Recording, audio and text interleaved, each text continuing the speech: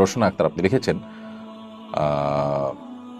আমি একজন চাকরিজীবী, আমার স্বামীর ইনকাম আমার চেয়ে কম, তাই সে আমার বেতন পুরোটাই সংসারে খরচ করে। আমার খারাপ লাগে, এতে কি আমার স্বামীর পাপ হবে? বোন রোশনা আক্তার, আপনি আপনার উপার্জনের পুরোটা স্বামীর সংসারে খরচ করতে বাধ্য নন, বরং আপনি সামান্যটুকুও খরচ করতে বাধ্য নন।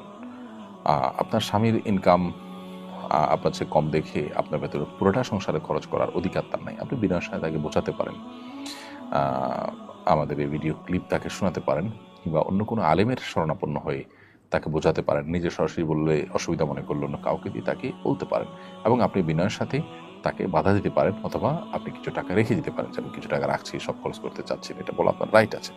এতে তিনি যদি ভুল বোঝেন সেটা একান্তই তার ত্রুটি, আপনার ত্রুটি নয়। তারপরও আপনি যদি পুরাটা তার সংসারে, স্বামীর সংসারে খরচ করতে চান, আপনি সন্তুষ্টির সাথে করতে চান, এটা আপনার ব্যাপার। কিন্তু আপনি নিজেই বলেছেন যে আপনার খারাপ লাগে, তার মানে আপনি সন্তুষ্ট নন। এমত অবস্থা আপনার স্বামীর এই কাজটা অন্যায়।